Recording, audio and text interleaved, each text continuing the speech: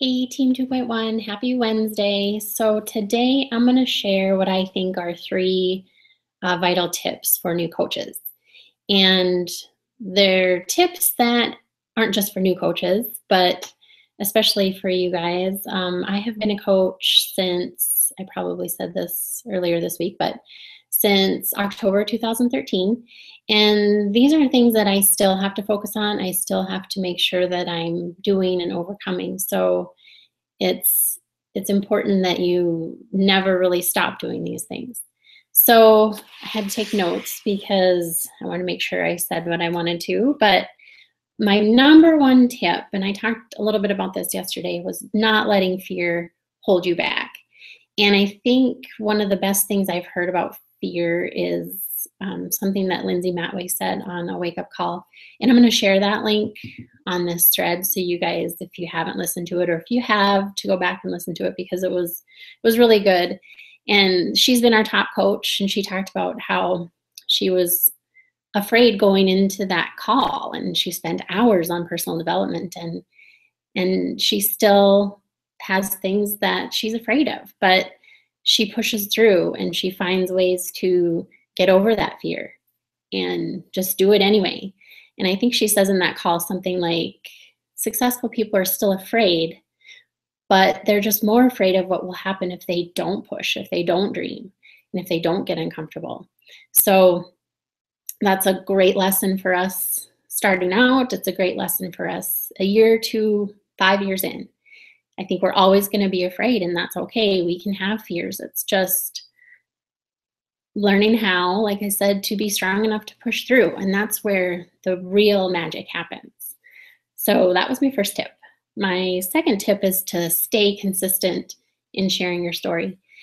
And I think I heard the best kind of comparison to doing that at Summit. And I forget who it was that said it, but they talked about how you don't go and do one squat, you don't do one plank, you don't eat one healthy meal, and expect to be, in shape and healthy. You do those things day after day after day, and month after month after month, year after year after year. Those are the things that will get you in shape and help you stay healthy. And that goes the same as sharing your story and reaching people as a coach. You can't expect to make one post 1 week and then not post anything again for a week or two or a month. You have to do those posts daily. And I know it can be intimidating. I've been intimidated by it, but I think it's important. I know it's important to just treat that like you would your workout. Share about it. You gain a lot of trust and your own accountability by doing that. So stay consistent. Make sure that you are doing what I say, the unsexy things. I think that's from Compound Effect. And I'm also going to share a blog post that I made about that. So that would be my second tip. My third tip is to not rely on your upline for your success or your failure in this. Lindsay Matway is another one to listen to on this one. She didn't really have an active upline. She's built her business all on her own. And, we now have just a crazy ton of resources that are available to us, both through the online office, through YouTube, through the internet. Just Google anything that you'd want to find out. You can find it through Google. You really can. And that's one thing I did since I started. I jumped into a lot of recorded webinars from top coaches. I follow top coaches. I also follow them a little bit too much because it's easy to maybe spend too much of your time watching instead of doing. So make sure that you always have more action than intention. So definitely focus on that. Make this your own. It's your business. And your upline will always be here for support and mentoring.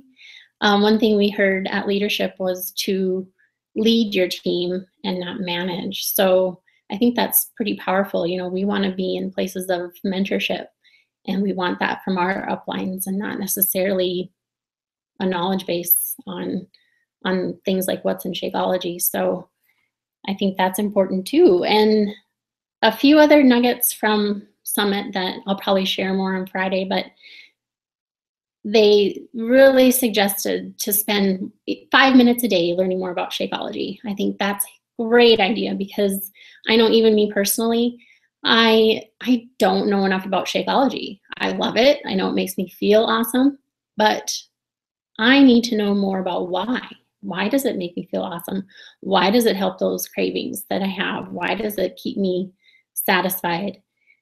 And it's just empowering yourself with that knowledge. And I think you'll be a lot easier to combat some of the objections that you're going to get on the price and, how long do I have to use this? And those kind of questions that you're going to get. So that would be definitely something that I recommend.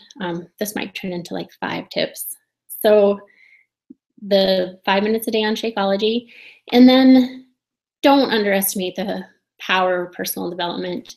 I have definitely found as I've went that if I let that slack, it affects everything. And I've heard other coaches say this, and I believe this to be true too. I think it should be our number 1 vital behavior, because without it, you don't have the right mindset. And that's another thing that we heard a lot about at Summit was just making sure you have the right mindset. And that starts and ends with personal development. It really does. And if you don't like to read, find other ways. Watch YouTube videos, listen to audiobooks.